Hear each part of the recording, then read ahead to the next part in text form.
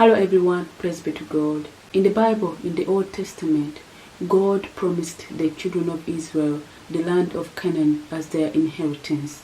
He wanted his children to have the best, so he chose the best land for them. When Moses sent the 12 spies in the land of Canaan, their report confirmed the word of God that indeed the land was very good in the book of Numbers chapter 13. Sadly, so many Israelites never entered the promised land. It's possible that the first person God told to go to the land of Canaan was Abraham's father, Terah.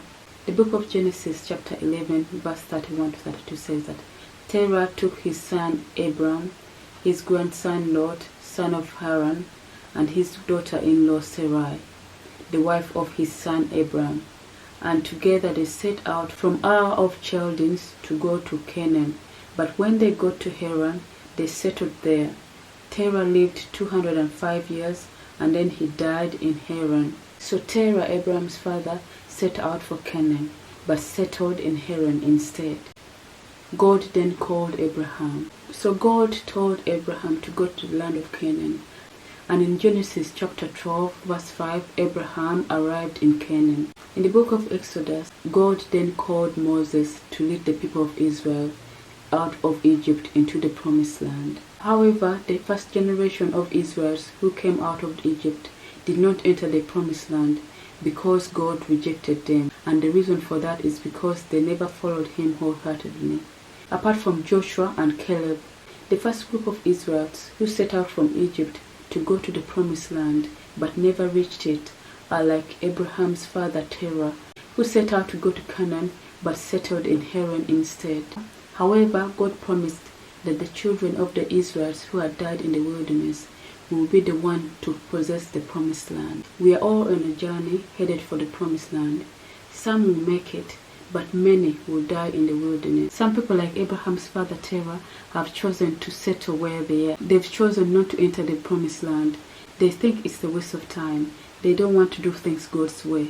Other people do not follow God wholeheartedly. These Christians are like the Israelites who died in the wilderness. They only go to God when they need something, but they don't have a relationship with God.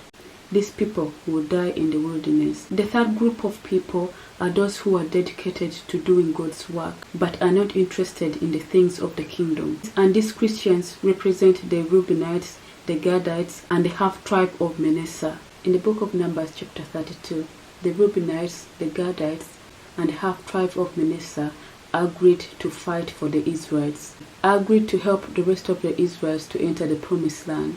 But their inheritance remained at the east of the Jordan. The book of Numbers chapter 32 verse 31 to 32 says that, and the Reubenites answered, "Your servants will do what the Lord has said. We will cross over before the Lord into Canaan armed, but the property we will inherit will be on this side of the Jordan." Meaning that they will do the work of God, they will help others enter the kingdom. They themselves are not interested in entering the kingdom. These are like the Pharisees that Jesus spoke against. He told his disciples to do what they tell them to do, but don't do what they do. They prefer the earthly lifestyle. Every Christian is in a fight.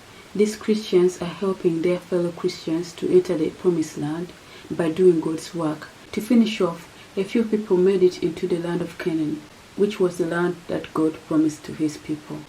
Abraham got there. Joshua and Caleb from the first group of Israelites who came out of Egypt also made it. The 9.5 tribes of Israel who were born in the wilderness made it into the promised land. You and I can make it into the promised land, the new earth that will be coming out of the new heaven when all of this is over. So on this journey, we need to follow God wholeheartedly and not be distracted by the things of this world. Thanks everyone.